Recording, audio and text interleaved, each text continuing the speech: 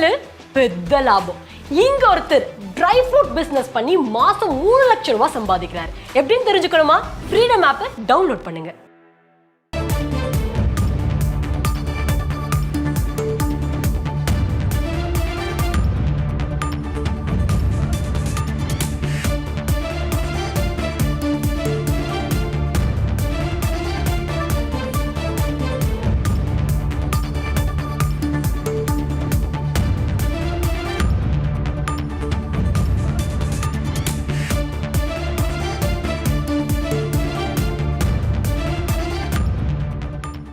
சுரங்கம் கனிம திருத்த சட்ட வரைவிற்கு நாடாளுமன்றத்தில் ஆதரித்து வாக்களித்துவிட்டு சட்டப்பேரவையில் தமிழ்நாட்டின் நலனுக்காக பேசுவது போல் நடிப்பதா என எதிர்க்கட்சித் தலைவர் எடப்பாடி பழனிசாமிக்கு முதலமைச்சர் ஸ்டாலின் கண்டனம் தெரிவித்திருக்கிறார். இது பற்றின மேலும் விவரங்களை செய்தியாளர் பாஸ்கர் வழங்கிட கேட்கலாம். பாஸ்கர் வணக்கம். முதலமைச்சர் ஸ்டாலின் வெளியிட்டிருக்கும் கண்டன பதிவில் என்ன தெரிவித்திருக்கிறார்? முழு விவரங்கள்.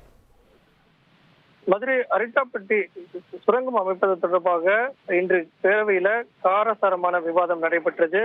எதிர்க்கட்சி தலைவர் எடப்பாடி பழனிசாமி அவர்கள் பல்வேறு விதமான கேள்விகளை எழுப்பினார். தமிழக முதலமைச்சர் சுரங்கம் அமைக்க மாநில அரசு அனுமதிக்காது என்பதை திட்டவட்டமாக தெரிவித்திருக்கிறார். அது போன்ற நிலை ஏற்பட்டால் நான் அந்த முதலமைச்சர் பொறுப்பில் இருக்க மாட்டேன் என்பதையும் சுட்டிக்காட்டினார். அந்த வகையில் பார்க்கும்போது பேரவையில் நடைபெற்ற காரசாரமான விவாதத்துக்கு பிறகு எக்ஸ் வலைதளத்துல கருத்து ஒன்றை பதிவிட்டிருக்கிறார் தமிழக முதலமைச்சர் மு க ஸ்டாலின்.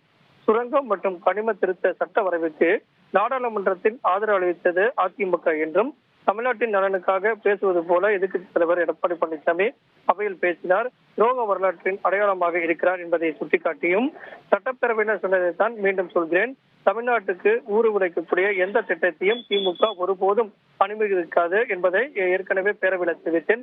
அதை மீண்டும் நினைவு கூறுகிறேன். சட்டப்பேரவையில் சொன்னதைத்தான் மீண்டும் சொல்கிறேன். தமிழ்நாட்டுக்கு ஊறு உரைக்கக்கூடிய எந்த திட்டத்தையும் திமுக அரசு அனுமதிக்காது என்பதை தமிழக முதலமைச்சர் இந்த எக்ஸ்பிரஸ் தளத்தின் மூலமாக கருத்தை மீண்டும் பதிவு செய்துள்ளார். தகவல்களுக்கு நன்றி பாஸ்கர்.